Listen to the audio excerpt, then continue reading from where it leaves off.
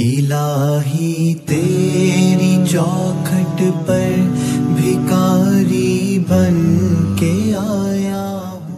अल्हम्दुलिल्लाह वस्सलातु वस्सलामु अला रसूलिल्लाह अम्मा बअदु फ़अऊज़ु बिल्लाहि मिनश शैतानिर रजीम बिस्मिल्लाहिर रहमानिर रहीम वल्लज़ीना आमनू अशद्दु हुब्बन लिल्लाह। আল্লাহ পাকের শুকরিয়া আদায় করছি যিনি আমাদেরকে ঈমান শেখার গুরুত্বপূর্ণ দামি মাজলিসে বসার তৌফিক এনায়েত করেছেন। আলহামদুলিল্লাহ। এই মাজলিস অনেক গুরুত্বপূর্ণ, দামি, অনেক দামি। এই মাজলিস অনেক বেশি দামি হওয়ার কারণে এই গোটা এরিয়াকে ফেরেশতারা প্রথম আসমান পর্যন্ত বেষ্টন করে আছে। এই মাজলিসের উপরে আল্লাহ তাআলা অনবরত রহমত এবং সাকিনা বর্ষণ করতেছেন। তো যাই হোক, আলোচনা চলছিল ঈমান সম্পর্কিত 12টি বিষয় নিয়ে।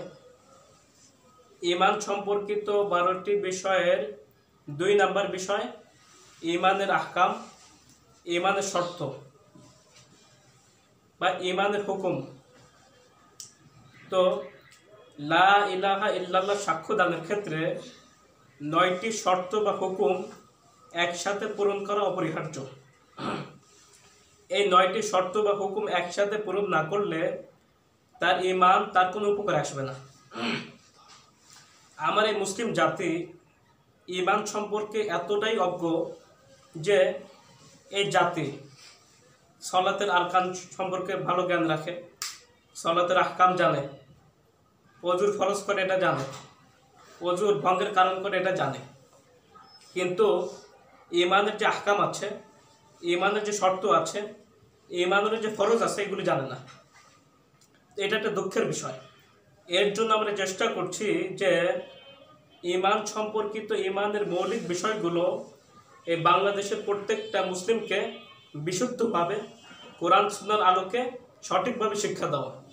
এর জন্য আমরা লেখনীর মাধ্যমে, বয়ানের মাধ্যমে চেষ্টা করে যাচ্ছি, বাকিটা আল্লাহ পাকের ইচ্ছা। তো আমি বলেছিলাম যে সলাতের 13টা ফরজ আছে। নামাজের ভিতরে এবং বাহিরে 13 ফরজ, বাহিরে 7 ফরজ, ভিতরে 6 ফরজ, এই মোট 13 ফরজ। ঠিক তেমনিভাবে ঈমানের 15টা ফরজ আছে। ঈমানের বাহিরে 9 ফরজ, ঈমানের ভিতরে 6 ফরজ। তো যদি বাহিরের একটা ফরজ কেউ ঠিকমতো আদায় না করে তাহলে তার সালাত তার আদায় হয় না। ঠিক তেমনিভাবে যে ব্যক্তি ঈমানের বাহিরে যে 9টা ফরজ আছে এর যে কোনো একটি ফরজ ঠিকমতো আদায় না করে, ত্রুটি করে, তাহলে তারও ঈমান আল্লাহর কাছে কবুল হয় না। এর জন্য ঈমান কবুলের জন্য প্রথমত ঈমান সম্পর্কে 9টি বিষয়, ঈমানের আহকাম বা শুরুত, এগুলি জানতে হবে, বুঝতে হবে, মানতে হবে। এরপরে ঈমানের 6টি আরকান, এরপরে বিশ্বাস স্থাপন করতে হবে, তখন তার মধ্যে ঈমান আসবে। তো ঈমানের ভিতরে এবং বাহিরে 15 ফরজ, ঈমানের বাহিরে 9 ফরজ, ভিতরে 6 ফরজ। তো ঈমানের বাহিরের বিষয়কে আহকামুল ঈমান বলা হয়, অথবা শুরুতুল ঈমান, অথবা আশরাতুল ঈমান বলা হয়, অর্থাৎ ঈমানের শর্ত, অর্থাৎ লা ইলাহা ইল্লাল্লাহ শর্ত বা লা ইলাহা ইল্লাল্লাহ আহকাম। তো এই ক্ষেত্রে যে 9টা বিষয় আছে, এই 9টা পুরোপুরি বিশ্বাস করতে হবে এবং মানতে হবে, বুঝতে হবে, নচেত তার মধ্যে ঈমান আসবে না, তার ঈমান তার কোনো উপকারে আসবে না। তো যে 9টি বিষয় আছে, এই 9টি বিষয় সংক্ষিপ্তকারে আপনাদেরকে প্রথমে এই শিরোনামগুলি বলছি। যারা পারবেন লিখে রাখবেন, মুখস্থ করবেন, এবং এইগুলির ছোট ছোট অর্থ বলছি যাতে আপনাদের মুখস্থ করতে, মাথায় ক্যাচ করতে সুবিধা হয়। এরপরে আমরা এক একটা বিষয় নিয়ে আলোচনা করবো ইনশাল্লাহ। তো ঈমানের আহকাম বা ঈমানের শর্ত 9টি: আল ইলমু, আল ইয়াকিনু, আল কবুলু, আল ইনকিয়াদু, আল ইখলাসু, আল সিদকু, আল মাহাব্বাতু, আল ইস্তিকামাতু, আল কুফরু বিত তাগুত। এই হলো 9টা বিষয়। আবারও বলছি যে আল ইলমু, আল ইয়াকিনু, আল কবুলু, আল ইনকিয়াদু, আল ইখলাসু, আল সিদকু, আল মাহাব্বাতু, আল ইস্তিকামাতু, আল কুফরু বিত তাগুত। এই যে 9টা বিষয়, এটা পুরোপুরি ভালোভাবে বুঝতে হবে, জানতে হবে, নচেত আপনার আমার মধ্যে ঈমান আসবে না। ইলম কাকে বলে? 1 নম্বর বিষয় ইলম, জ্ঞান, অর্থাৎ এই লা ইলাহা ইল্লাল্লাহর ব্যাপারে এমন জ্ঞান থাকা যা সকল অজ্ঞতাকে দূর করে দেয়। আল্লাহ তাআলা বলেছেন ফা'লাম আন্নাহু লা ইলাহা ইল্লাল্লাহ, লা ইলাহা ইল্লাল্লাহর জ্ঞান অর্জন করো। এর জন্য এটা খুবই জরুরি। অন্য আয়াতে আল্লাহ তাআলা বলেছেন ইল্লা মান শাহিদা বিল হাক্কি ওয়া হুম ইয়ালামুন, ওই ব্যক্তিগণ ছাড়া যারা জেনে শুনে সত্যিকারভাবে সাক্ষ্য দেয়। জেনে শুনে সত্যিকারভাবে সাক্ষ্য না দিলে সেটা আল্লাহ তাআলা তার সাক্ষ্য আল্লাহ কবুল করে না। এর জন্য এই জ্ঞান অর্জন করা ঈমান এর পূর্ব শর্ত, যে লা ইলাহা সম্পর্কে স্বচ্ছ জ্ঞান অর্জন করা। 2 নম্বর বিষয় আল ইয়াকিনু, দৃঢ় বিশ্বাস করা। ইয়াকিন মানে দৃঢ় বিশ্বাস, অর্থাৎ লা ইলাহা ইল্লাল্লাহর জ্ঞান অর্জনের পরে এই বিষয়ের উপর দৃঢ় বিশ্বাস স্থাপন করা, অর্থাৎ এমন দৃঢ় বিশ্বাস যা সকল সন্দেহকে দূর করে দেয়, এটাকে বলে দৃঢ় বিশ্বাস। আল্লাহ তাআলা বলেছেন ইন্নামাল মুমিনুনা আল্লাযীনা আমানু বিল্লাহি ওয়া রাসূলিহি সুম্মা লাম ইয়ারতাবু, মুমিন তারাই যারা আল্লাহ এবং রাসূলের প্রতি ঈমান এনেছে এবং কোনো সন্দেহ পোষণ করেনি, কোনো সন্দেহ থাকবে না, এটা দৃঢ় বিশ্বাস। এভাবে ঈমান সম্পর্কে জানার পরে, তাওহীদের কালিমার অর্থ জানার পরে এরপরে দৃঢ় বিশ্বাস স্থাপন করতে হবে। 3 নম্বর আল কবুলু, গ্রহণ করা। এই বাণীকে মনে প্রাণে গ্রহণ করতে হবে, সর্বান্তকরণে মেনে নেওয়া এবং কোন অবস্থাতে সেটা ত্যাগ না করা, প্রত্যাখ্যান না করা। তো লা ইলাহা ইল্লাল্লাহ অর্জনের পরে এবার দৃঢ় বিশ্বাস স্থাপন করতে হবে, এরপর এটাকে মনে প্রাণে কবুল করতে হবে, গ্রহণ করতে হবে, নচেত তার মধ্যে ঈমান আসবে না। একেবারে সর্বান্তকরণে নিরঙ্কুশ আনুগত্য প্রদর্শন, এটাকে বলে আল কবুল, গ্রহণ করা। যে কালেমা লা ইলাহা ইল্লাল্লাহ অনেক শর্ত আছে, দাবি আছে, অনেক বর্জনের বিষয় আছে, এগুলো ঠিক সেভাবে কবুল করা, এটা হলো শর্ত। আল ইলমু আল ইয়াকিন আল কবুলু, এরপরে আল ইনকিয়াদ মানে সমর্পণ করা। সমর্পণ এটা হলো প্রথমে ইলম অর্জন করা, এরপরে বাণীর উপরে ইয়াকিন করা, এই বাণীকে সর্বান্তকরণে মনে প্রাণে গ্রহণ করা, কবুল করা, এরপরে এটা লা ইলাহা ইল্লাল্লাহর কাছে নিজেকে সমর্পণ করা, লা ইলাহা ইল্লাল্লাহর কাছে নিজেকে পুরোপুরি সঁপে দেওয়া, এটা যে ব্যাখ্যা আছে, দাবি আছে, সব ঠিক সেভাবে মেনে নেওয়া, এটা হলো আল ইনকিয়াদু। আল্লাহ তাআলা বলেছেন ফামান ইয়াকফুর বিত-তাগুতি ওয়া ইউমিন বিল্লাহি ফাকাদ ইসতামসাকা বিল উরওয়াতিল উসকা লা ইনফিসামা লাহা ওয়াল্লাহু সামিউন আলিম।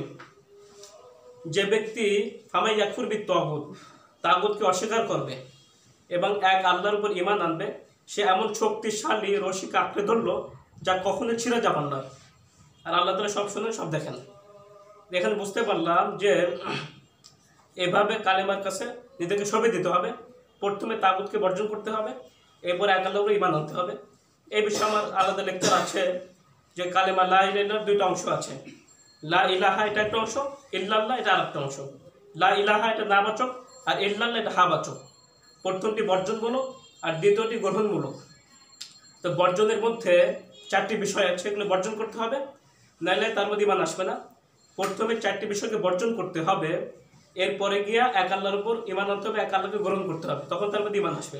ওই 4টি বিষয় আমি অন্য লেকচারে বলেছি, যে ইজতিনাবুল আরবাব, ইজতিনাবুল আন্দাদ, ইজতিনাবুল আলিহা, ইজতিনাবুত তাওয়াগিত, অর্থাৎ অসংখ্য রবকে বাদ দেওয়া, সমস্ত সমকক্ষদেরকে বাদ দেওয়া এবং সমস্ত ইলাহকে বাদ দেওয়া, বর্জন করা, এবং সমস্ত তাগুতকে বর্জন করা।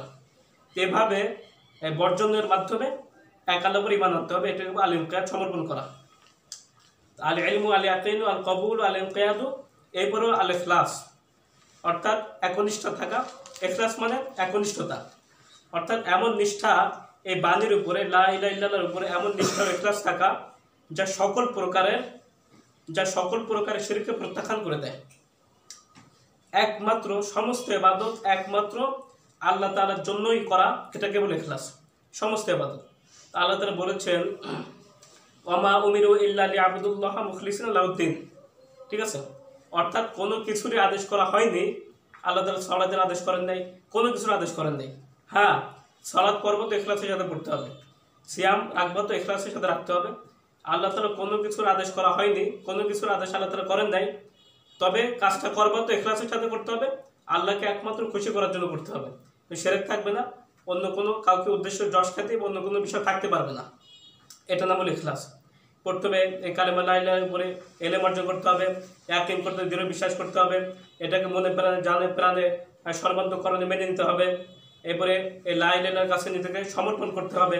এরপরে এগুলির পরে এই লা ইলাহা ইল্লাল্লাহর উপরে একনিষ্ঠতা নিষ্ঠার সাথে এটা কবুল করতে হবে।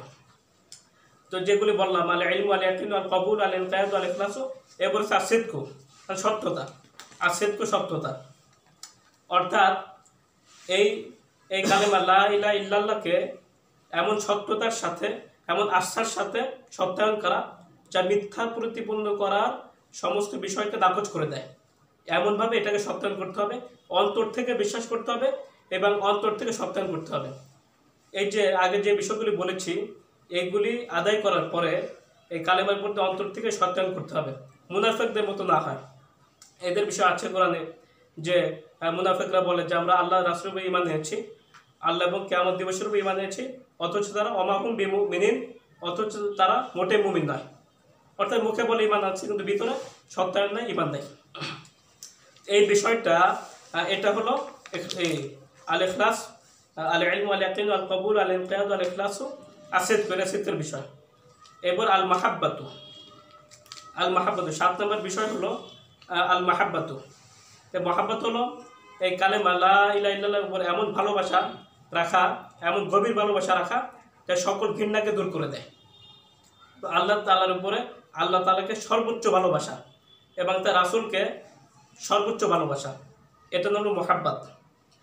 তো আমি যদি আল্লাহ তাআলার থেকে গায়রুল্লাহকে অথবা তাগুতকে বেশি ভালোবাসি তাহলে আমার ঈমান চলে যাবে, ঈমান নষ্ট হয়ে যাবে। তো আল্লাহ ছাড়া অন্য কোনো ব্যক্তিকে যদি আল্লাহর মতো ভালোবাসি বা আল্লাহ থেকে বেশি ভালোবাসি তাহলে আমার ঈমান নষ্ট হয়ে যাবে। কারণ ভালোবাসার ক্ষেত্রে ওই ব্যক্তি বা বস্তুকে আল্লাহর সাথে আমি সমকক্ষ করেছি, এই কারণে ঈমান চলে যাবে। আর যদি আমি অন্য কাউকে আল্লাহ থেকে বেশি ভালোবাসি, গুনার কাজকে বেশি ভালোবাসি, তো গুনার কাজ করলাম আল্লাহ তাআলার আদেশ নিষেধ অমান্য করে, এই কারণে ঈমান চলে যাবে। তো মাহাব্বাত, এই মাহাব্বাত থাকতে হবে। কারণ আল্লাহ তাআলা বলেছেন ওয়াল্লাযীনা আমানু আশাদ্দু হুব্বান লিল্লাহ, যারা আল্লাহর প্রতি ঈমান এনেছে এরা আল্লাহকে সর্বোচ্চ জোড়া সিরিয়াসলি ভালোবাসে। তো ঈমানের এটা পূর্ব শর্ত। এরপরে 8 নম্বর বিষয় হলো আল ইস্তিকামাত, অর্থাৎ এই বাণীর এই কালেমা লা ইলাহা ইল্লাল্লাহর দাবি সময়ের উপরে আমৃত মৃত্যু পর্যন্ত অটল অবিচল থাকা। কারণ আল্লাহ তাআলা বলছেন ওয়াবুদ রাব্বাকা হাত্তা ইয়াতিয়াকাল ইয়াকিন, তুমি তোমার রবের ইবাদত করো আমৃত মৃত্যু পর্যন্ত।